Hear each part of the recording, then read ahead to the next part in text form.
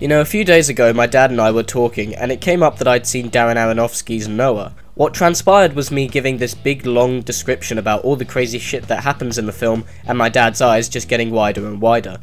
And I think that's the biggest and best thing this has going for it.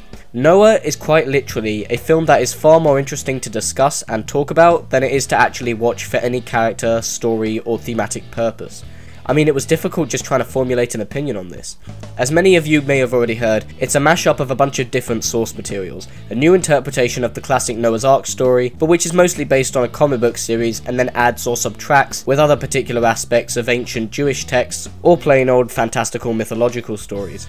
What you wouldn't have seen, because the trailers aren't showing them, for good reason I'm sure but slightly misdirecting, are all the ridiculous magical elements which play prominent roles in the flick, such as the CGI rock monsters, who all seem to have the voice of Optimus Prime, which help out Noah and his family build the Ark and then defend it by fighting off the bad guys. There's also a flaming broadsword at one point, Adam and Eve show up in an exposition sequence looking like glowing aliens with a throbbing forbidden apple to top it off, and the whole thing just gets weirder and weirder.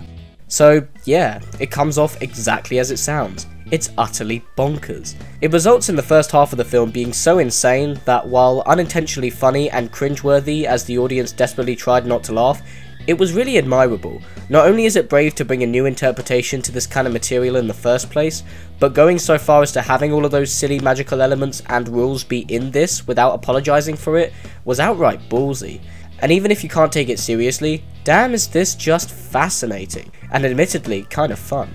I honestly admire Aronofsky's courage to approach this material and do what he likes with it. As I say time and again, if you're gonna go for it, then go for it. And my, does he go for it. Then the water rises and it's time for the Ark to start sailing the seas. Okay, let's do this! And that's where it all goes downhill. I mean, granted, what was here before that moment wasn't exactly Shakespeare, but there was lots of fun to be had with how ridiculous the film was, mixed with how seriously it was taking itself. But unfortunately, come the halfway point, it doesn't commit to this unapologetic, no punches pulled depiction wholeheartedly enough, and decreases into a biblical drama wherein Noah thinks that because God wants to wipe out mankind and Emma Watson is now pregnant, he's gonna have to kill her babies. I know, bleak concept.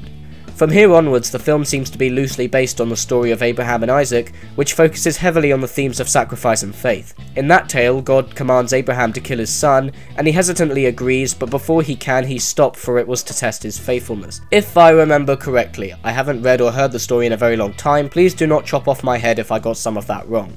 Noah in its second half seems to be poking around the same themes. Because God is never given a voice in this and only communicates to Noah via dream sequences, very visually effective dream sequences I might add, it forces its audience to ask if Noah is actually planning to do such a terrible thing out of his faithfulness to and fear of God, or if he's just gone nuts over the years. And that was actually executed fairly well for the most part. The downfall, however, is that you know exactly what's going to happen when the time comes to actually do it.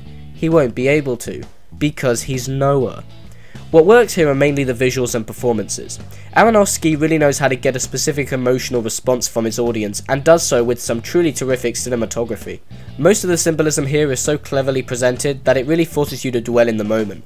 One sequence involves Noah opening his eyes to find himself alone underwater, and then as the camera slowly pans out, loads of dead bodies start to appear. Then there's another sequence where the silhouette of Cain slowly killing his brother with a rock is interlaced with quick cuts of other humans from different time periods killing each other as well, and it's all quite terrifying, but wonderfully so. The performances are also pretty good. Russell Crowe is Russell Crowe, what can I tell you? But the standout is Jennifer Connelly, who performs her heart out in one particular scene during the whole "will Noah kill his grandkids" crisis, that she actually becomes our window into caring about what's going down here, since this entire section of the film is so seriously bleak and depressing that it becomes hard to emotionally connect with. And while I do appreciate the movie's attempt to make me think hard on Noah's faithfulness to God, you kinda have to stop yourself, look back on the film and go, hey, wait a second, wasn't there like giant rock monsters and flaming broadswords at one point in this movie? Yeah, that was pretty cool. Where did that all go? Noah seems to be of two minds on everything. While it's the little things throughout that make it seem like a million different films crammed into one, the main focus seems to be on two very different stories with very distinct intentions put right next to each other. Not only does it not work in the slightest, but the fact that it also hasn't been advertised to be either one of them means that it's kinda doomed to fail from the start. Noah is by no means a bad film. I know a lot of people think it is, but I respectively disagree. While it's not an especially good film, it is a particularly fascinating one. A movie that is just an oddity unto itself that I'd actually recommend it.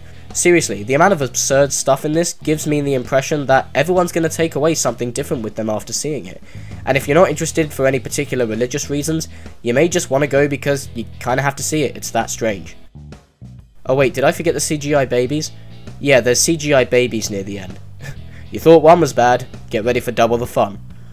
Cheers for watching guys, and as always if you like this video, you can subscribe to my channel.